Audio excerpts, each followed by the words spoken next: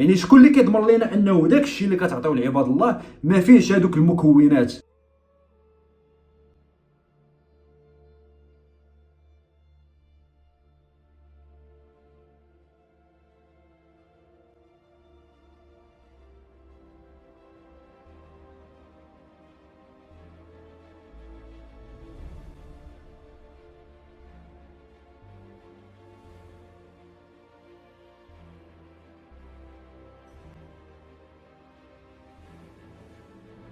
السلام عليكم، مرحبا بكم الاخوان. بديت لكم بهذا الفيديو ديال هذه السيده هذه اللي هي امراه كبيره في السن.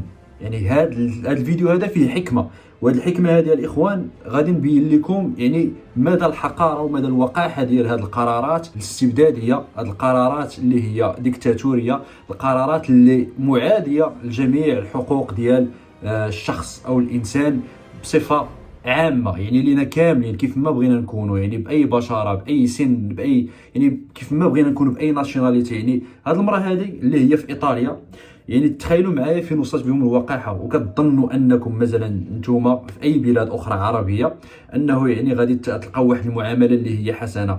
بالعكس الاخوان، راه دابا الدول الغربيه كيف ما قلت لكم راه كيعترفوا بالاوتوكراسي، الاوتوقراطيه اللي هي الاخوان واحد السياسه ديال سياسه موحده اللي كاين قرار واحد وقرار واحد لا غيره. يعني هاد السيده هذه الاخوان فاش مشات، شوفوا معايا دابا غادي تفهموا معايا غير بشويه وبالعقل.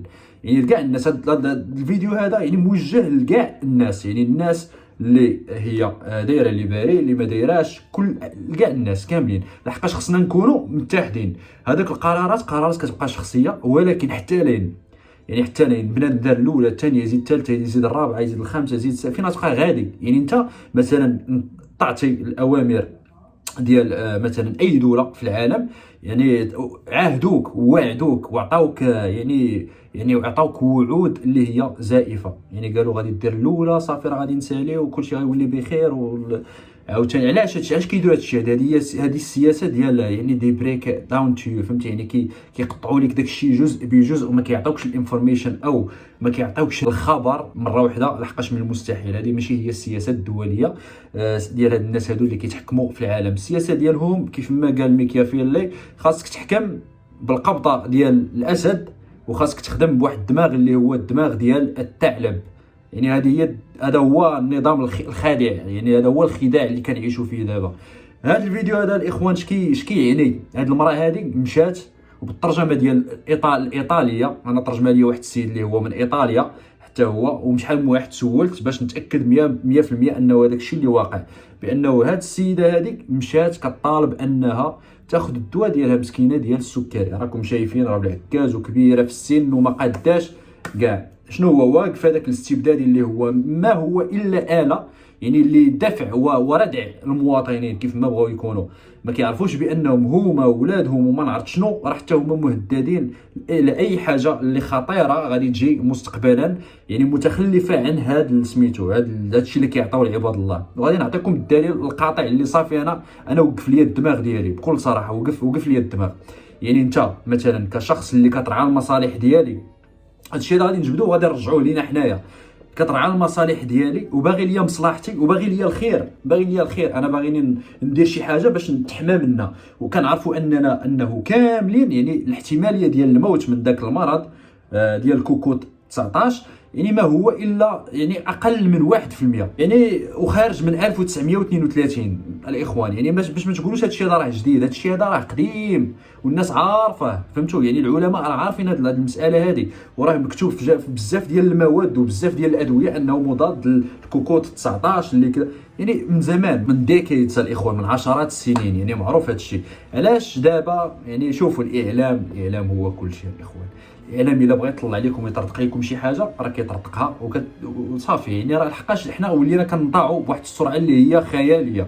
هكا تشربنا بحال شي بونجا كتشدها وكتحطها فهمتي في الماء وكتشبع داك الماء كتولي ثقيله. يعني كيفاش ممكن انها يحركها الريح؟ ما عمر يحركها الريح، كتبقى لاصقه ثقيله مشبعه، يعني ما كتحركش. لكم هذه المراه هذه تخيلوا معايا انها مشات باش تاخذ الدواء ديال السكري اللي كنعرفوا حنا كاملين انه الانسان الا ما خداش الدواء ديالو راه يقدر يوقعوا ليه مضاعفات بسرعه ويقدر يوصل الى الموت. يعني تقدر تجيه كوما يموت ذاك الشخص. يعني مثلا الاخوان فكروا معايا دابا في هذه المساله هذه، دابا شكون اللي اخطر، واش هذا المرض ولا هذا المرض؟ الجواب باين. كون كنتي انت باغي المصلحه ديال ديك المراه المسنه او ديال اي مواطن من المواطنين اللي كيموت، اللي عايش في الضر مضرور في القهر في الجوع يعني في عتبه الفقر، عايش يعني كاين الناس الله يحسن العوان كثير منهم بزاف، يعني جاي كتقول انهم هاد الناس هادو خاصهم اولا واولويه الاولى وداك الشيء الشاغل ديالهم انهم يديروا لي باري. علاش؟ ماشي لمصلحتهم، لا، باش لحقاش حنايا دابا الحكومات ديالنا كاملين والدول كاملين داخلين في الجريت ريسيت. هذا الجريت ريسيت هذا الاخوان راه قلت لكم شنو هو، انه هذا هو النظام العالمي الجديد الذي سيطبق الان. علاش؟ باش يديروا بيلد باك بيتر. يعني هذا الشيء هذا متسلسل وكاينين مذكرات اخوتي راه قلتها لكم وكنعاود نقولها. راه ماشي المصلحه ديال المواطن انه يدير هذا الشيء هذا. وشكون اللي جايبين، تخيلوا معايا شكون اللي جايبين باش يصنع لنا هذا الشيء هذا كامل؟ يا للعجب يا للعجب. يعني انا كنجلس، يعني انا بكل صراحه الاخوان كنهضر، كاين اللي كيقول لي دير السيناريو دير كذا. شوف فين جالس هنا على باب الله، حتى انا جالس هنا في الدروج، وداك الشيء اللي عندي في القلب ديالي كنقولوا لكم، وفي المعلومات اللي كنجمعها في الراس ديالي. انا كنجمع الف مع باء مع تاء مع واحد جوج ثلاثه، كنجمعهم فهمتي، يعني كنكون الفكره في راسي وكنجي كنفتق معكم الفكره، كنشتركها معكم باش حتى نتوما توصل لكم الفكره ان شاء الله ودير لكم طن في الراس، فهمتي، تشعل البوله. هذيك البوله فاش كتشعل هما كيخسروا، فهموني يا الاخوان. المهم هذه المراه هذه كانوا باغيين المصلحه ديالها. هذيك المراه مثلا هي الشعب، وهذاك اللي واقف في الباب وهذوك اللي موراهم، هذاك اللي واقف في الباب هو الدوله والحكومات، وهذوك اللي داخل كيعطيو الدواء هما اللي كيدوروا العالم كامل. يعني كون كانوا هذوك باغيين المصلحه ديال هذيك المراه اللي هي الشعب، كون خرجوا وقالوا لها شوفي انت من البعيد حنا نبعدوا عليك، هاك يا لاله الدواء ديالك.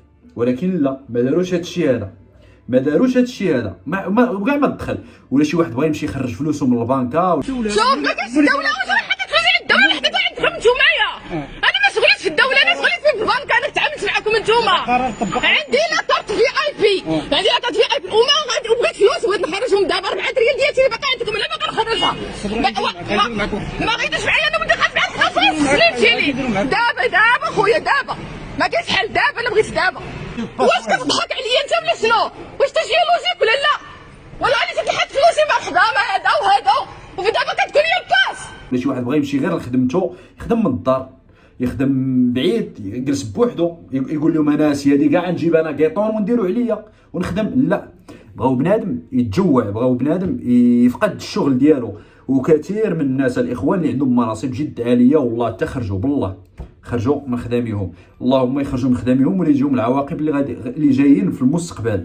حنا ما كنقولوش الاخوان، لحقاش قريت واحد المقاله اللي كتبها واحد الدكتور اللي كيقول فيها انهم يعني داروا فحوصات على هذاك الشيء اللي عطاوهم هما، يعني في الصفوف الاولى. والله اعلم، انا ما كنقول لكمش هذا الشيء هذا يعني كلام يعني موثق وما نعرف شنو وما لحقاش ما عايش يعترفوا بهذا الشيء، بهذه المسائل هذو. كيقول كيفاش ممكن انهم مثلا نتوما كتظنوا انهم كياخذوا مثلا داك الشيء النيت اللي غادي يعطيو لبنادم النيت. حنا مثلا نعيشوا في واحد العالم افتراضي ونتخيلوا هذا الشيء هذا. دابا هاد الناس هادو في هذا الفيلم هذا ما يمكنش انهم يتخلاو على الناس اللي هي في الصفوف الاولى، الناس الذكيه، الناس اللي عندها دبلومات، عندهم مناصب عليا، عند مثلا من مهندسين، من ناس اصحاب قرارات، من ناس رجال امن وكذا وهذه وكل شيء اللي كي قاعد الناس هادو. واقيلا الاخوان كيديروا لهم جغيمه الماء مع شويه ديال السكر وشويه ديال الفيتامينات وكذا. هادشي اللي قال هو كنعطيه لكم بواحد التلخيص، فهمتوا؟ يعني في هذا النطاق هذا، وفاش كيخرجوا لك انه الشخص اللي غادي يجي وغادي يعتق البشريه هو نفس الشخص اللي خرج في 2011 عاوتاني. هذه عاوتاني كفاس جريده اللي هي سوفرين انديبندنت الاخوان، خرج مول العوينات اللي كنا كنعرفوها الاخوان، وما كانش اللي ما كيعرفوش. سيبلهم الله يبلبل ليه الدماغ في هذا النهار هذا. المهم هذا الشخص هذا خرج وكيعلن للعالم انه في الكثير من الدول الناميه، الدول المتخلفه، الدول اللي هذا هو الكلام اللي كيقولوه هما باش نكونوا متفاهمين هنا. الدول اللي عندهم شعب اللي غير كيستنزف الثروات ديال الارض، وما عارفينش باللي انهم هما النيت اللي خلاو دوك الشعوب مساكن ما يوصلوا لداك الشيء اللي وصلوا ليه من تخلف، من عدم وعي، فهمتي، من عدم مسؤوليه، من عدم تصنيع، ما عندهمش قدره تصنيع، ما عندهمش معامل، ما عندهمش خدمات، ما يعني عايشين في واحد الفقر اللي هو مدقع. يعني الريسورسز اللي عندهم، الثروات اللي عندهم هي الثروات الطبيعيه اللي هما نهبوا منها. يعني هذا السيبيل لهم هذا، نسى هذا الشيء هذا كامل، بانهم هما اللي حطوا دوك الناس في دوك المواقف هذوك باش يوكلوا العائلات ديالهم هنايا على برا، ويعطيوهم، يوفروا لهم دراسه مجانيه، ويوفروا لهم سبيطارات فابور، ويوفروا لهم كذا وكذا وكذا وكذا والكثير، ويعيشوا في رفاهيه باش دوك الناس مساكن يعانيو. ولكن مع ذلك حتى النعمه ديال الحياه اللي بقات لهم بغاو يحيدوها. يعني كيتعتبروا انهم هذوك هما القطيع الهارد كيف ما كيقولوا لهم. وكيف ما قال في هذيك المجله، الاخوان اللي بغاني ندوز ليه ديك المجله يدوز عندي الانستغرام، نعطيه داك سميتو المجله ديالها، اللي قال انه غادي يتم النقص من هذا القطيع اللي هو يعني ما عندوش حتى نفع لهذه الارض هذه اللي كنعيشوا فيها، ما عندوش نفع للبشريه. يعني خاصهم يحيدوهم باش ما يستنجفوش اكثر واكثر من الثروات الطبيعيه اللي كاينه في الارض. هذا الشخص هذا اللي قال هذه الهضره هذه هو نفس الشخص اللي خرج لينا ليباري وقال انه هذيك الطريقه ديال ليباري نساو، قال لك نساو الحروب والدبابات والصواريخ وما نعرف شنو. قال لهم ها هي صغيره قد هكا، راه هذا كيتسمى سلو داون. يعني واحد الحاجه اللي هي كتنعسك، فهمتوا؟ يعني واحد الحاجه اللي كتحش لك الماء الرجلين الركابي، كيولي الانسان باغي غير ينعس، كيولي الانسان فيه التعب، كيولي بزاف ديال الحوايج. الاخوان باش نكونوا متفاهمين، هادو هما الاقل الاضرار، وكل شيء راه غيكون لحظه، وانتم كنتحداكم انكم ما تكونوش. وكل ما كتزيدوا كل ما عاوتاني داك الشيء كيتزاد، كل ما كتزيدوا كل ما كيتزاد. يعني خصنا نكونوا منتبهين الاخوان. وتحيه لكاع دوك الناس اللي خرجوا نهار الحد، والله شنو نقول لكم، يعني وقفتوا بواحد السلميه. يعني انا كنحث على السلميه، الوقفات اللي الانسان كيطالب بهم بالحقوق ديالو. يعني من حق اي واحد والله يجعل يكون ما نعرف شنو، يعني ما علاش انا واقف في الزنقه كنهضر، علاش يجي انسان انه يبدا يدفع فيك بداك الطريقه، داك الشيء راه غير قانوني. يعني الانسان ما داير حتى ضرر لحتى واحد. كتجي انت كشخص اللي معطيه لك سلطه، خاص تكون كتحترم هذا الشيء هذا، خاص تكون كتحترم ديك المركز وداك المقام اللي يعني معطي لك، وديك المسؤوليه اللي معطيه لك. الانسان خصو يدير الخدمه ديالو بمسؤوليه الاخوان، ما يبقاش يستبدد في ديك السلطه ديالو. برافو لدوك الناس الاخوان، الناس وقفوا هضروا، يعني ولو ما كانوش باعداد اللي هي كبيره، ولكن واخا يخرجوا واخا يهضروا الناس خصهم ديما تكون ديك السلميه. كنتمنى انهم بحال بزاف ديال الدول واخا ولاو كيقمعوا فيهم، يخليو الناس على الاقل تهضر، على الاقل توصل الرساله ديالها اللي باغا توصلها لكم. الناس شنو بغات؟ الناس بغات حتى الاعفاء ما كيعطيوش لعباد الله، حتى الناس اللي مريضه وممكن انه هذاك الشيء يخرج عليهم تم باش يتسناو حتى من بعد ما يمكنش التعفى.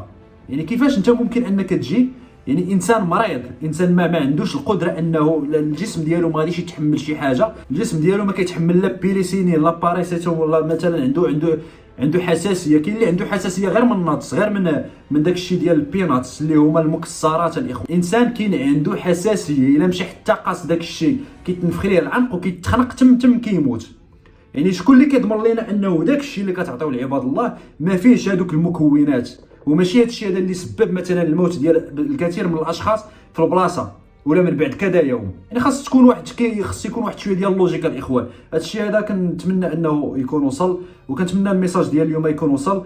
وتبارك الله على حتى دوك النواب اللي خرجوا وتكلموا في البرلمان وكينددوا بهذا الشيء هذا، تبارك الله عليهم. بحال هاد الناس هادو عندهم النفس، فهمتي؟ يعني عندهم واحد الغيره على البلد ديالهم. البلد ديالنا كنبغيوها، ما بغينا ليهاش الضرر، ما بغينا ليهاش الضرر. هذا الشيء علاش كنتمنى انهم يراجعوا هذا الشيء هذا ويعاودوا النظره ديالهم في هذه القرارات هادو اللي هي بكل صراحه ما واكلاش.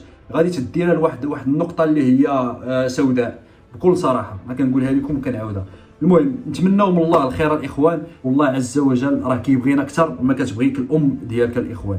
يعني خاصنا اخوتي نتشبتوا بالله عز وجل وما يكون غير الخير، ونبقاو غاديين ما كاين غير الهاشتاغات الاخوان. كنتمنى الرساله ديال اليوم تكون وصلات. تهلاو ليا في راسكم كيف ما كنقولوا ديما. سير على الله.